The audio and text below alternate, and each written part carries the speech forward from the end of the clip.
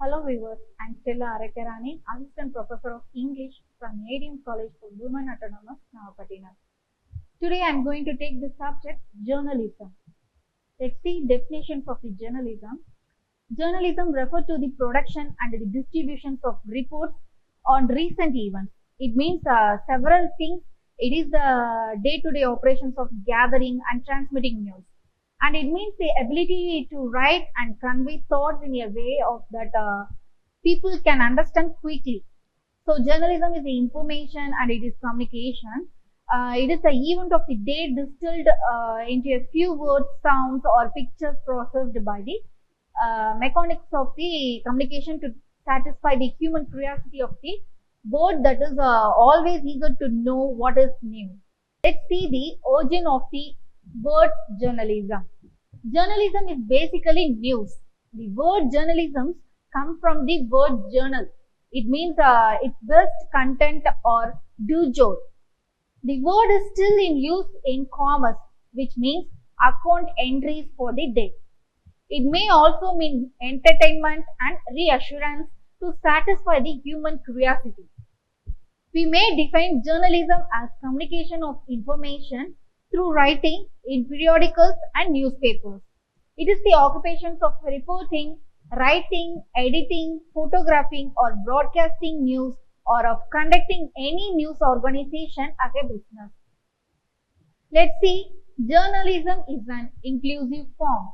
By the term journalism, we normally think of famous newspapers like the Times, the Guardian, the Hindu, or the Indian Express and more than 100 of newspapers in various languages of the world.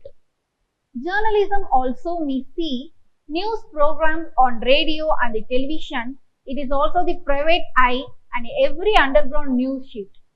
The term also refers to the television pictures beamed by the satellite direct from some war zone in Iraq or Afghanistan showing men dying in agony. Next, journalism is communication and nose for news. Journalism can communicate with the people with as many people as there are in the world. The caveman in the ancient period drawing a buffalo on the wall of cave did so to give other hunters the news that buffaloes were nearby. The town crier reciting the news in the market provided a convenient way in which a number of people could stimulantly learn facts affecting all their lives. Journalism also means a nose for news and field for words. It means being able to size up a situation on the spot. It is an art. None can teach the finer aspect of journalism. No cosmetic surgery can give us a fine nose for news. Next, the role of journalism. Press in democracy. It means the press is a responsible part of your democratic society. In a good democracy, that should be active participation of the people in all spheres of activity. The people must be kept informed about current affairs. This is very essential for the functioning of your democracy. Next, the function of the press. The main function of the press is to keep the people well informed. Its function to inform, educate and entertain the people. The primary function of journalism is to provide comprehensive and objective information on all aspects of country's social, economic, political and cultural life. It has also an educative and mobilizing role. Also, it plays an important role in modeling public opinion and may be an instrument of social change. Next, we are going to see to inform people of current event. Journalism should strive to inform the people of current events and trends to create and sustain an ever-widening range of interest and to encourage discussions of current problems. At the same time, the presentation of news should be truthful, objective and comprehensive without any separations or dissertations in presentation. The journalists have an undoubted right to make comments on news, but such a comments should be based on verified fact. It should be fair and constructive. The press should be free as well as healthy. Next, many voices and objectivity and accuracy. A democratic society lives and grows by free and open public discussion. There can be no single voice of the press in a free society. Hence, there should be various newspapers with the different viewpoints. It should be left to the people to choose their course of action. Journalism should have clear objectives.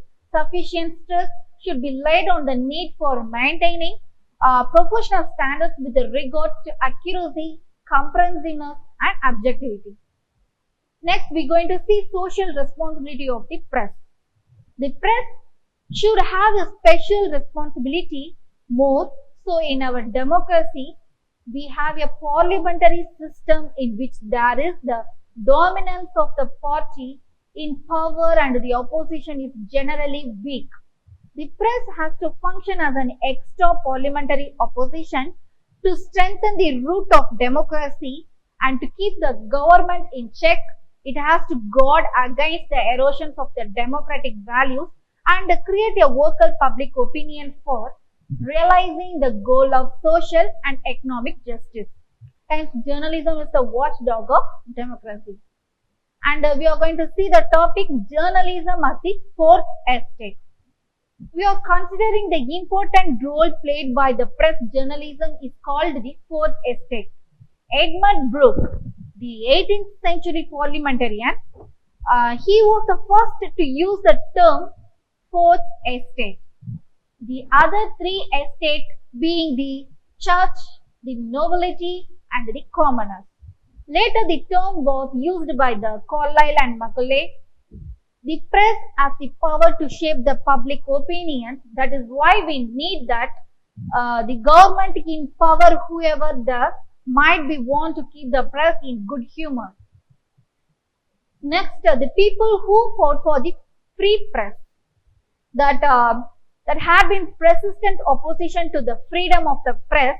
The freedom as it to today is the result of few centuries of hard-earned fight in the name of the people. In England, with the emergence of newspaper in the 17th century, the Stuart monarchy tried to suppress the press, but intellectually like John Milton and the Mill fought for the press freedom. John Milton's work AROKIYA in the first important work on the freedom of the press. According to Milton, must have the liberty to know, to utter, and to argue freely according to conscience.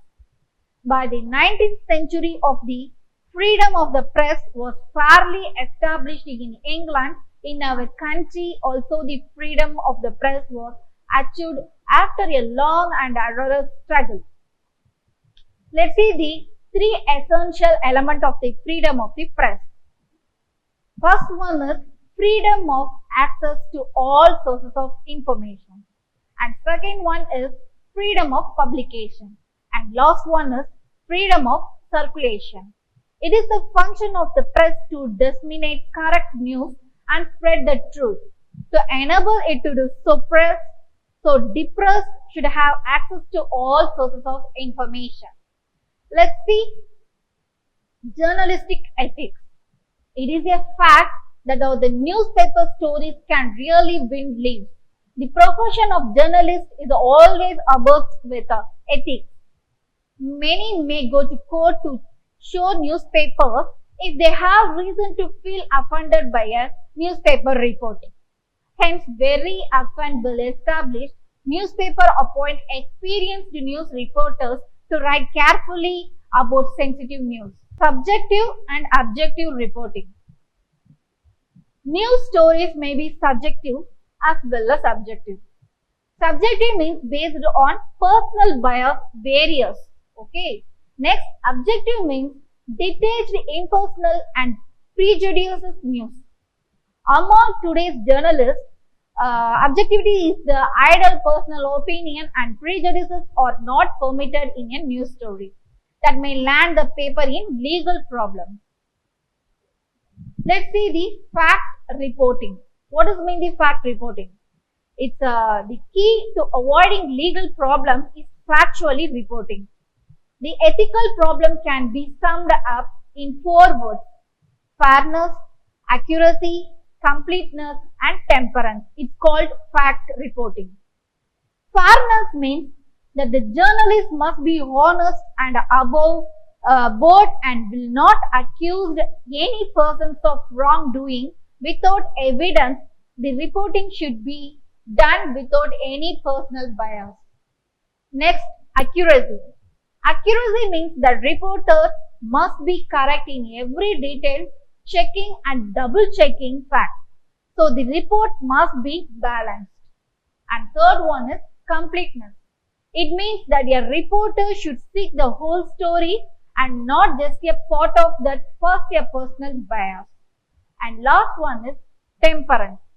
It means restraint, good taste, and common sense. It is also means avoiding the extreme of yellow journalism. These 4 principles are the hallmarks of good reporting and would safeguard the journalist.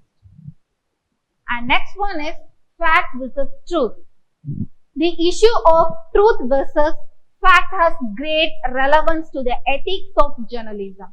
Journalists are collecting facts. This may not provide the ultimate truth which will be decided by time. Hence, a journalist should not presume things. If a journalist do not have valid proof, he should not write about corruption, otherwise he will get into trouble. Next, we are going to see the topic libel. Libel is generally defined as defamation of character, which means ruining somebody's reputation. If a journalist give false information, he commit here libel. Libel laws were enacted to give protection to citizens against the awesome power of the press. Without such law, journalists could write anything about anyone. The potential for libel exceeds in matters so obvious as saying that someone is guilty of a crime when he is found innocent. Next, bribes and sensationalism. Bribes means accepting bribes is another thing against the ethical principles of journalism. These are cases of reporters accepting bribes for a good writer-up. We also hear of paid news. So many are guilty in indirect bribes. Free air tickets, free meals and accommodations are good examples. So there are clear guidelines asking the reporters not to accept free services and other prejudices. Such guidelines are designed to spare newspapers ethical embarrassment, as in all things the best policy is honesty. Next, sensationalism. It means reporters are sometimes accused for sensationalism. Respectable newspapers discourage such sensational news as beheading, sexual privations and ugly personal habits. Life may be lurid by that does not mean that all things can be depicted in graphic details. Next, lies and obscenity. Reporters are not expected to utter lies. The world is full of liars and deceivers. Sometimes a reporter is deceived by false information. So, editor may forgive honest errors, such as becoming the victim of innocent confusions or of the lies of others. They do not forgive deceit. The readers will not tolerate being deceived by the newspapers. A reporter need not be very imaginative. So, a few newspapers are letting absent words or vulgarity get into the print. So, this again is unethical. So, the prevailing the rule is most of the newspaper is that don't use any word that would make your grandmother blush. So, newspaper are designed for family consumption and their sentiment is to be respected. Press law. There are several laws in the country to protect the interest of the press, people and those who use the press. Those engaged in journalistic profession should be familiar with the laws which affect them in their day-to-day work. Therefore, example, libel laws, laws regarding court and legislature and registrations of material, copyright of books, etc. Some of the important press laws will be discussed as follows. The Parliamentary Proceeding Act. It is 1956. This is popularly known as Feroz Gandhi Act. This provides that no person should be liable to any proceeding, civil or criminal, in respect of a publication in a newspaper of the true report of any proceeding of either House of the Parliament or Assembly. Care should be taken that writing do not constitute breach of privilege or contempt of the House. The general principle is that the writing should not tend to destroy the image of the House. Next, the Contempt of the Court Act of 1952. According to this act, a writing published in order to bring a court of law into contempt or interfere with due course of justice amount to contempt of court. The press enjoy the privilege of a fair amount of comments, but personal attack on judges, political bias, etc. must be avoided. Next, the Copyright Act of 1957. According to this act, production is afforded to literary, dramatic, musical and artistic work. The author have the exclusive right of publication. However, a fair dealing with the work for the purpose of criticism, review or reporting in a newspaper is permitted by the Act. And next Act, Press and Registrations of Book Act. It's Press and Registrations of Books Act, 1867. This Act regulates printing presses, publishers, newspaper, registrations of books and newspaper printed in India. The publishers of newspapers are required to send one copy of the paper to the press register, New Delhi. They have to furnish annual statement to the register. The object of the act was to regulate the press and the newspaper. And the next act is the Official Secret Act, 1923. This act has an important impact on the press. It is aimed at maintaining the security of the state against leakage of secret information. So it is an existing act.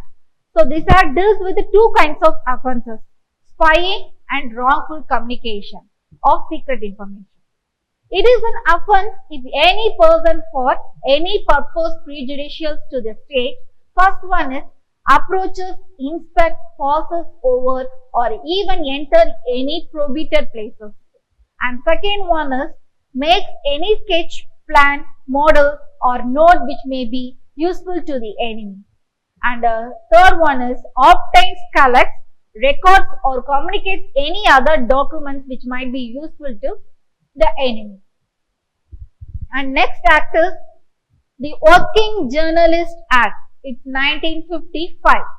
This act aimed to settle the service conditions of the working journalists pertaining to their salaries, provident fund and gratuity, hours of work, holidays with the pay and terminate of services. It also deals with the constitutions of wages boards. And last but not least, the Indian Telegraph Act 1885 and the Indian Post Office Act 1898. These two acts empower the state to intercept and detain any message in the interest of public safety, integrity and security of the nation. At the same time, can prevent publication of any indecent or obscene messages or material. There are many other laws relating to advertisement competition, etc., mainly in order to see that the press functions freely and is useful to the society. They are enforced in the interest of public orders of the sovereignty and security of the state. And last one is Press Council.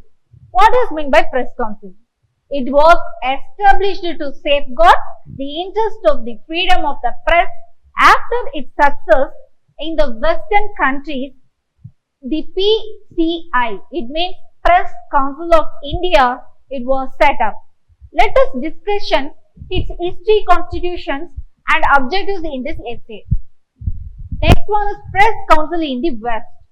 The first Press Council was established in Sweden in the year 1916.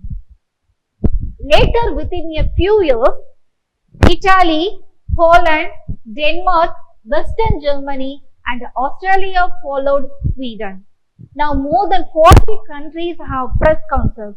The British Press Commission, established in 1953, it became model for Indian Press Council. Press Council in India. As per the recommendations of the first Press Commission, a Press Council was constituted by the Government of India in 1966. IT terms ended during the emergency. A press legislation was enacted by the Press Council Act of 1978 and the Press Council came into force on 1st March 1979 and is continuing operation in our country now.